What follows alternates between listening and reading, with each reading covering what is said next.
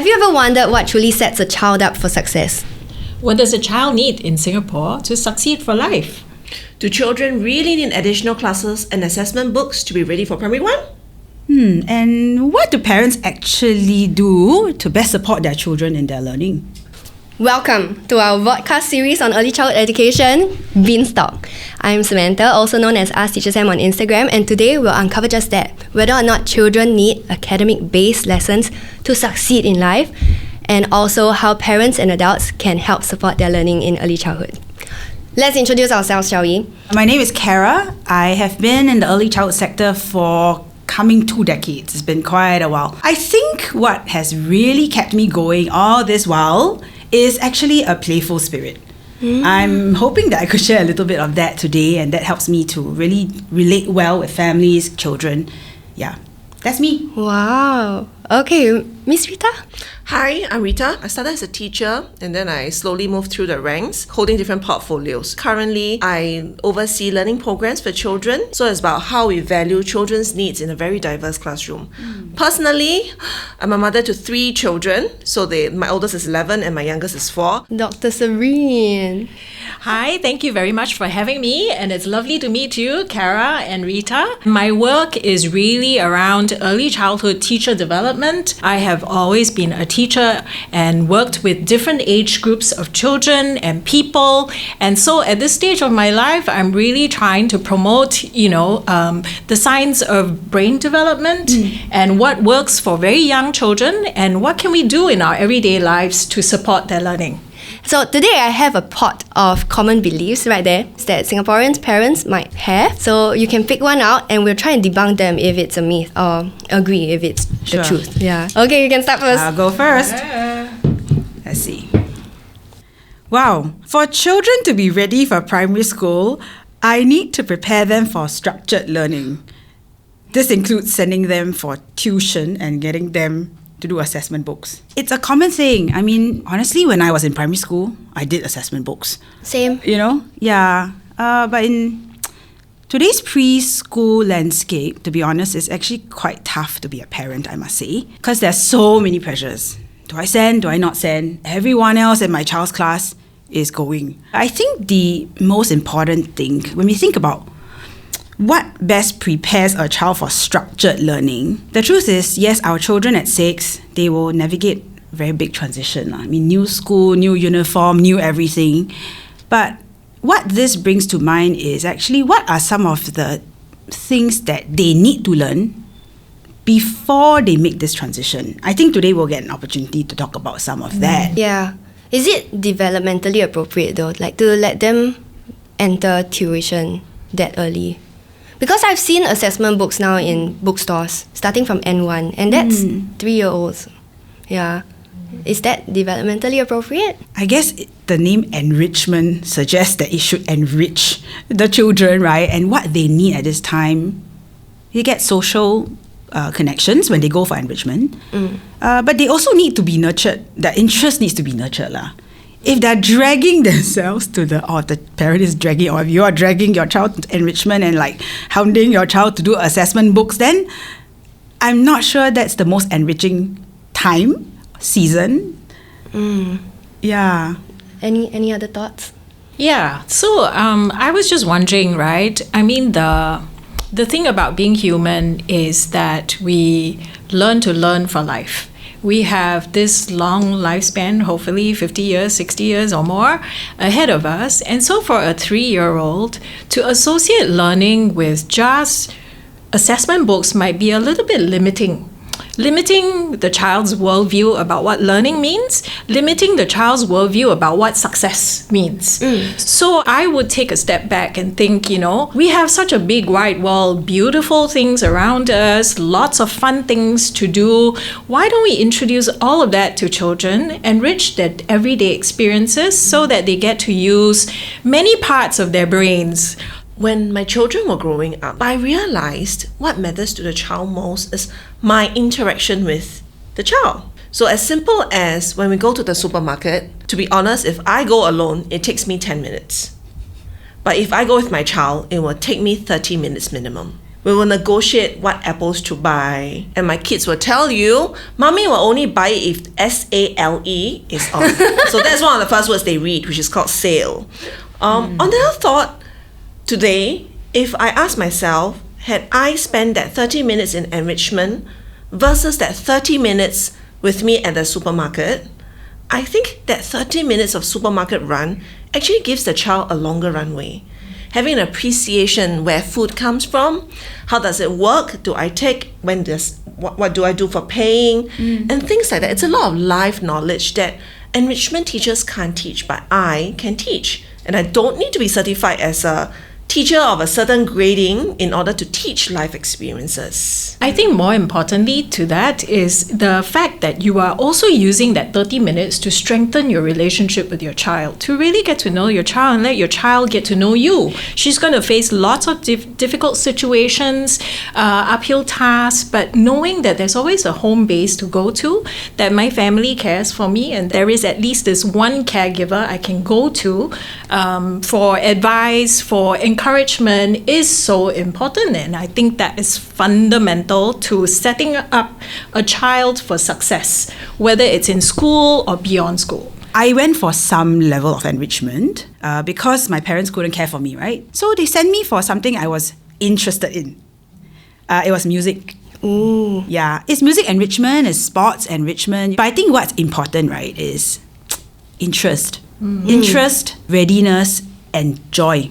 You were also in those classes, was there also a lot of sharing with your parents and your grandparents about what you were learning? The very first time we started off the music lessons, my mom had to sit next to me. It was like parent-child music class. So when I was doing my hot cross buns, right, my mom was also like hot cross buns with me on the piano. Right. So I guess that was bonding for me. Wow. Yeah. So Yeah, but it's about that connection that we have taken a back seat, because parents now are so harped on their own definition of success, or what is defined by what society defines as success for us, that our social-emotional development all has taken a back seat. I think Kara brought out a good point, which is the circumstances that every family is in is different. So I think there's no one way or right way, neither is there only one best way.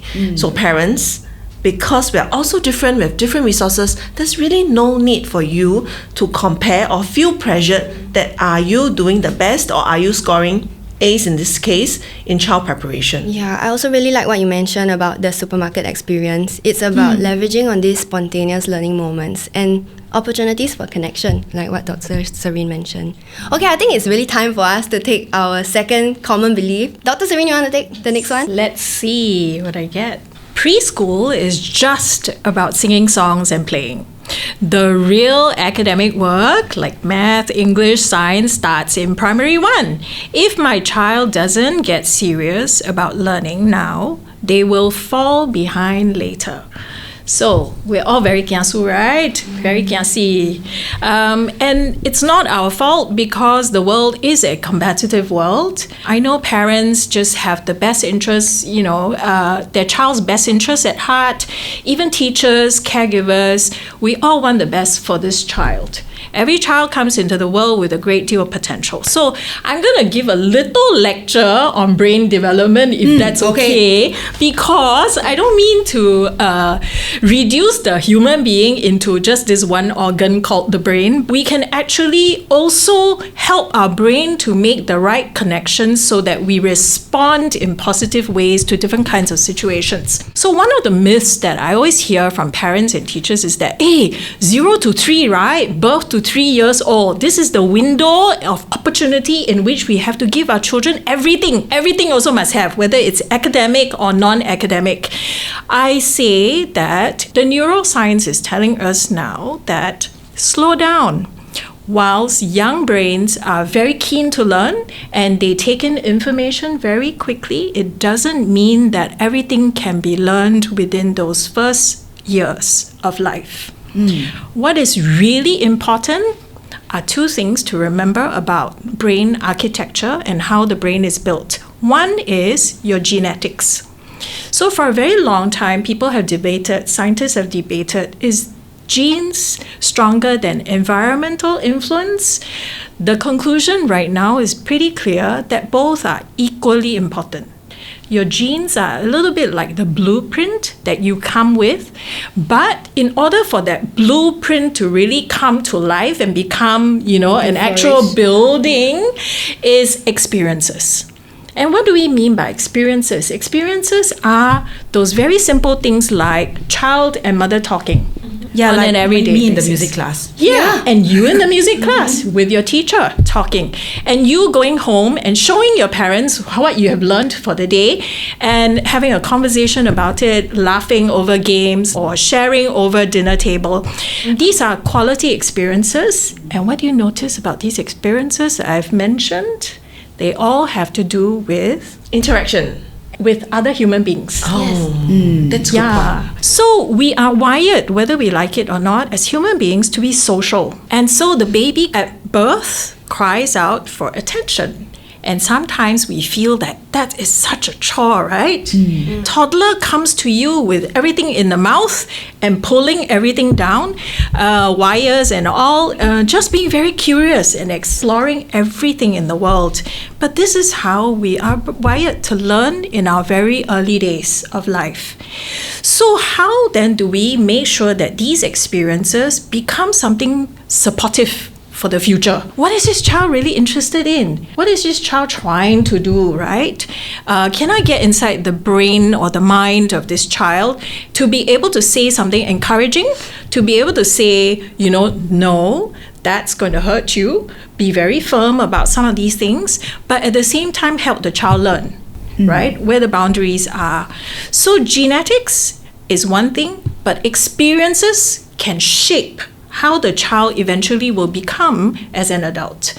And so one of those very early experiences would be that need to support children's academic learning would be self-regulation, getting along with others. So when we say preschool is just about singing songs and playing, all of that is important in helping children to just learn how to have self-control, how to work well with others, make friends, control my body, know where my hands should be, and so on. When Prof was talking about quality learning experiences, I thought it might be helpful to share that sometimes quality learning experiences are no fun. Actually, conflict and pushing boundaries is part of quality learning experiences. By the way, when the child tosses the bowl of bee hoon on the ground, okay, it's actually a quality learning experience. Yeah, because the child realizes that, I messed up. What to do now? So now all this conversation is actually going on in their heads. So what I try to do is every time when I realize that I'm feeling something, or I'm like, I'm feeling happy, actually that is an indication to me as an adult that it's an opportune moment to have a healthy interaction with the child, which is building the brain circuitry, right? Yeah, so I guess that's something that we all highlighted, right? The brain circuitry and what we can do in their early years to help them learn. But to us, it's very obvious. But for parents, they might not be able to see that. Maybe they look at play as something that's trivial. And then where is the math? Where is the science? Yeah, where is the reading and writing? So I believe that's what parents are most concerned about. But we are now saying that actually social-emotional development, their own inhibitory controls, are very important to help boost learning. Maybe we can share more about that. Let me give you an example. Picture this, a group of 5 children, 5 years old, playing cooking in school or at a setting. Mommy wants to do this, but daddy doesn't want to do this. And a baby always give you a third idea. Now, how do these children come together to agree on one way of playing or the next step of playing? They go to discussion. And if I get my way, yay, I'm happy. I also have to learn that if I get my way all the time, nobody wants to play with me. And if I don't get my way now, there's a lot of thinking. Awareness. Am I agreeable? Am I not agreeable? Am I okay to do this? There's a lot of regulation. I'm not happy that my idea is not selected. Do I continue playing or I'm going to exit play? At the same time, turn taking. So very often, children who play together, they have developed sophisticated play skills. Yeah, I guess when we think about early childhood preparation, we don't want to just solely think about math, science, language, literacy. We want to think about the critical thinking dispositions that we equip children with or we help nurture, like persistence or collaboration, flexible thinking. Yeah. It's not like, there's the bad list and there's a good list, Actually, they're all in one list. It's just that the order of it needs to be a bit more correct. Sometimes we move it around. You know why? Because that's what we are more acquainted with now. I mean, it's easier, right? It's like going through a checklist. It's always easier to say, I've got this checklist and I'm going to do this with my child and then get it done and then everything will work out fine. But unfortunately, raising human beings is not so easy. And also living in this world as human beings is definitely messy. There's a whole ton of decisions that we as individuals make in a day, more than 1,000 decisions that have to be made. So how does a child learn to make those decisions, growing up? So the thing about school subjects, when you go to school, you've got math time, you've got English time, people telling you what to do, and there are rules to follow. What play experiences offer can be very different. So in a play situation, like Rita, you were talking about the pretend play, right, situation, there is no fixed order in which your friend is going to say something to you or react in a way. So there will be surprises in that play situation, and we want children to be exposed to that unpredictability because it mimics life. Life is not always predictable. You don't always know where to go or what to do at what time, and you have to plan that out for yourself. And so when do you get to do that? Well said. In early childhood, we call it autonomy, the concept of self. So an easy way for parents to remember is, in a day, if there are 10 tasks and all 10 tasks you have no control, it's really terrible. So it's about, if there are 10 tasks, are there 4 to 6 tasks that the children can make decision? They can be the one who's in control, and from there, they practice, they become better decision makers. That will bring them a long way in life. Yeah, and it's okay if they make bad decisions. I mean, as parents or adults, we know where the boundaries are. It's like allow the child to make a decision where failure is not a terrible thing, but will have consequences, enough consequences for the child to learn, learning is a journey. Yeah. It's not so quickly the destination that we're trying to meet. We learn along the way. So with all that we've shared about spontaneous learning moments and connection, like what happens if we have a parent who has not done all of that? What's next for them? That's a good question, Sam. As a mother and a trained EC professional, I also fall into the trap of guilt trip all the time. Like, as a mom, have I done enough? Is there something I didn't do? But I think it has got to go back to the notion of readiness. Currently, we see readiness as mastery, but maybe we should take another look. Readiness can also mean the attitude to learn, the attitude to do better, and continuous improvement. So as a mom, sometimes I didn't do this well enough. I could have done that even better. I tell myself, it's okay. Readiness doesn't mean I score 10 points as a mom, but it means what else can I learn about myself as a mom? And having the awareness is the first way to start. Right. What about academic readiness then, if they are worried about that? Academic readiness is a very real thing.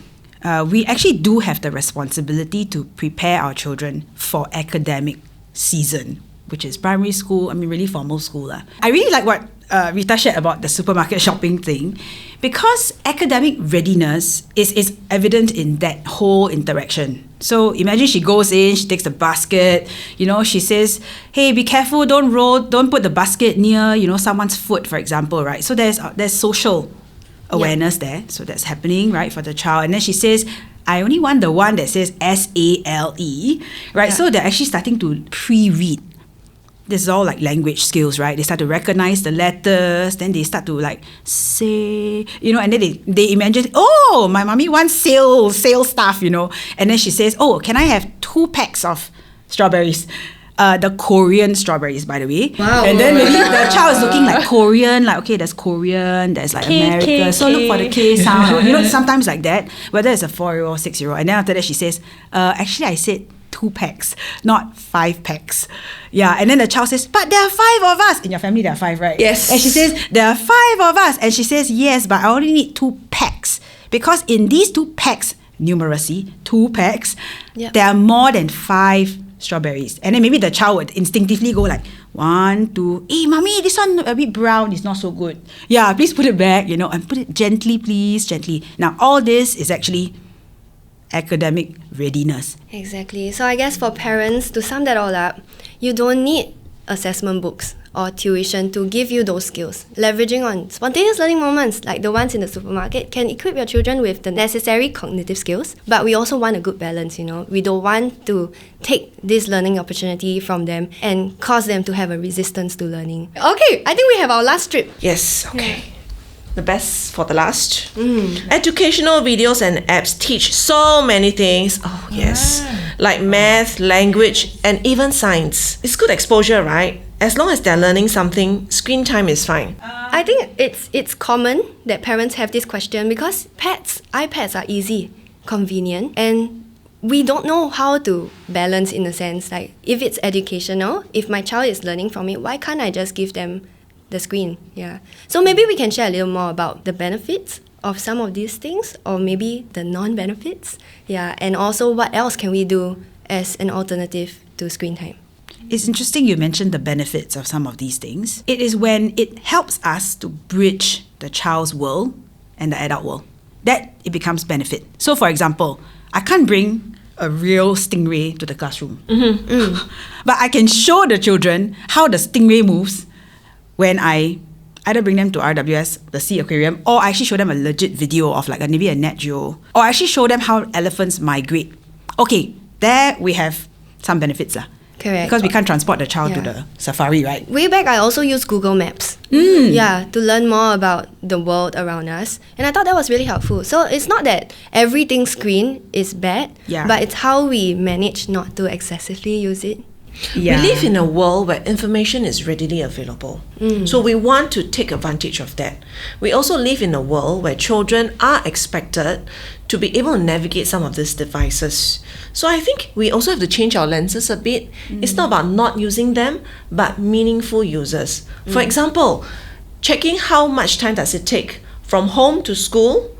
When they go to primary 1 especially, how much time is travelling, what are the modes. These are very important. Or the weather report. Yes. Whether we should close all the windows now or we could leave them open for a while. We want to ask ourselves, how can our children, or how can we help our children become active users of information and not passive receivers? Right. Yeah. I've heard parents say, wow, how my child's addicted to iPad. Yeah, my child, I tell you, every day YouTube one. I've heard this kind of statements and it can sound quite a bit like a death sentence. There's nothing wrong with YouTube.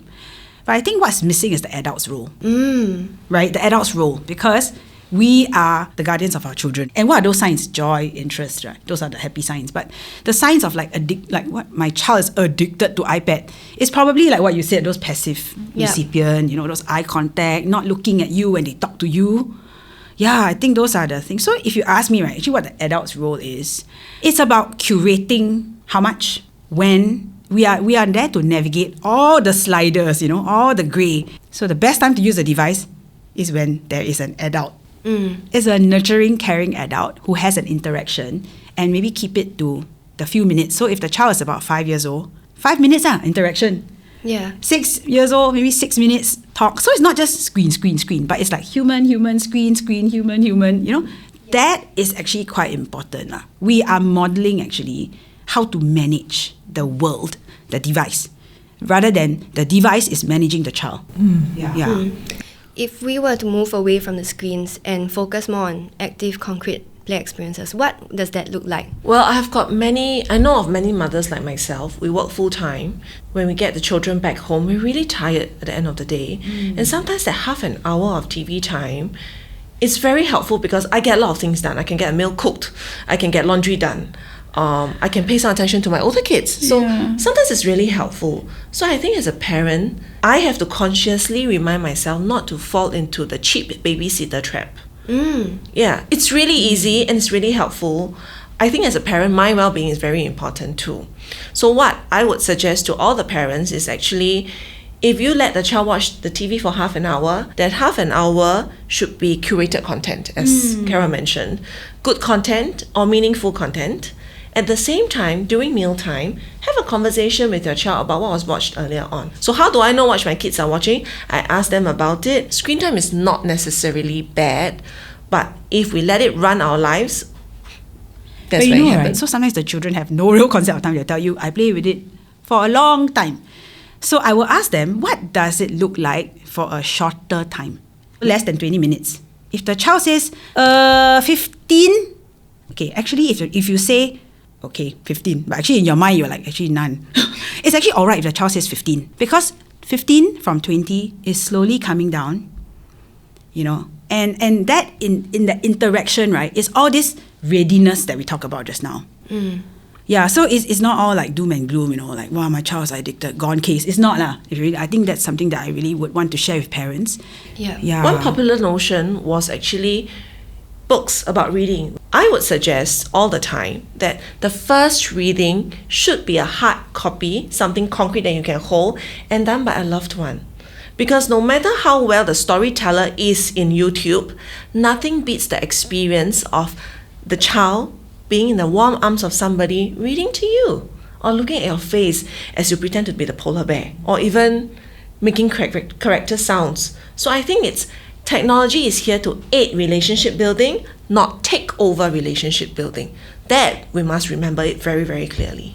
Yeah, so all excellent points. And one other thing that I would say about screen time is that there is no replacement for sensory motor development, physical development. So physical activity, right? Actually having children run around, muck about, because young children are also trying to regulate their hot and sweaty moments, think about whether I'm feeling uncomfortable, whether I can calm myself down. All of that is a physical response. And the more we have children sitting down sedentary and staring at screens, the less opportunity they will have to be able to exercise their limbs and move around and get their heart rates up. And also Singapore is one of the countries with the highest percentage of children with myopia. And that has to do with natural light, being out, outdoors in natural light and being exposed to the heat. And I know a lot of parents don't like their children to be out in the sun, they're concerned about that. I think these days there are lots of preventive measures, put sunscreen, know exactly what time to go out might be better. But I think it's important that we live in the tropics. Our children need to acclimatize, need to learn to manage to live in the tropics. And being out in the humidity and being able to function in that humidity is part of growing up and learning about themselves, right? So screen time is okay.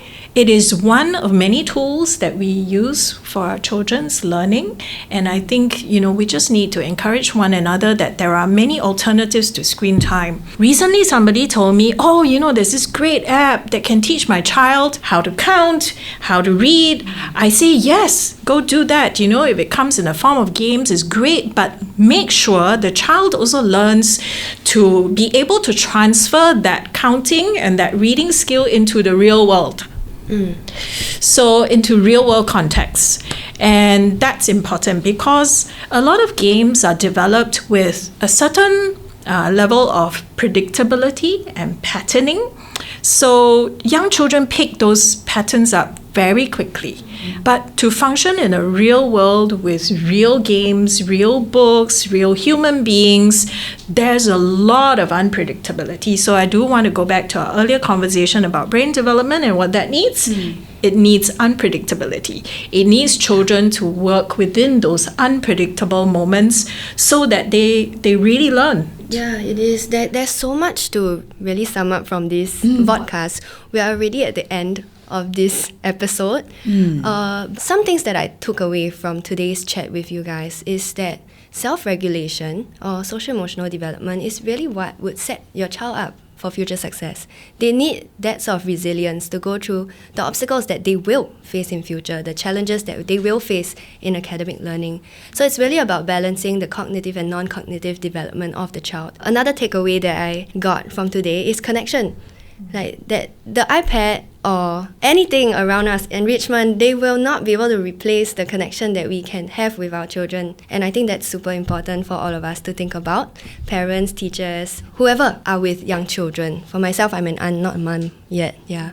So the last thing that I thought about was really to not feel too stressed as a parent if you feel like you're not doing enough for your child. Maybe define success on your own terms. Yeah, don't compare with the people around you, the parents around you. We're all different. We all have our journeys. Really focus on learning being a process, not so much a product. Like you mentioned, readiness. It's for learning, It's not for mastery. learning, not mastery. Yeah, and with that, we are at the end of our podcast. Do you have any last messages to share with people watching this video? Maybe just a final line about actually the kind of work that I actually do today. You know, after all this talk that we shared about what's best for children and how we can make better choices for them, you know, I am also in that space of not just what's right and what's wrong, but in my work every day, I actually design play for children, which essentially is curriculum that helps them to learn. So actually it's all about whatever we spoke about, you know. Yeah. So it's really, if anything, is an encouragement that it's a process. We will make mistakes in the process. We will make better choices in the process. But I really also hope that at the end of it, the fruit is really close, meaningful relationships, you know, between the children whom we love and care for, as well as from their perspective, that they feel the same towards us. Yeah. I mean, honestly, that's what differentiates us from a device, from a plant, you know, from an animal. We are different. We are made for social relationships. I have a shout out to all the parents. No child developed the same way. No child developed at the same speed. When we talk about customized approach or even a customized learning experience, it's not just what the school provide, but I think collaboratively we can make something happen for the children. So not easy, but hang in there, parents. Yes. Having the awareness is the first start and the right start. Also, I just want to say that we are preparing a 5-year-old today for a really unknown future. A future in which all of us will not be around. But it is a future for the 5-year-old to be able to shape down the road. And what skills will this child need for that unknown future? We don't know. But what we can be very clear about and very certain about is that humanity will always be founded on kindness, compassion, resilience, problem solving, and innovation. So that's what I have to say. Wow, so nicely Thank you. wrapped up. I have a last thing to say too. If you want to find out more about play, we co-wrote a paper together. Yes, we did. Are we brave enough to let our children play? So in our paper, we talk about how we can raise Singaporeans' kids for a better tomorrow. So if you want to look that up, it's free for you to go check out. Yeah. We hope this episode of beansTALK has been helpful for you. Thank you so much for joining us today. Bye. Bye. Remember, Korean strawberries in the supermarket? SALE. Yeah, we should go now. Okay, you get the trolley, Dr. Serene wait at the basket area, and then you come with me to pick up. Oh, I thought you can pee. You pay. Just go, we will figure it out. Yeah, we'll figure it out later. Okay.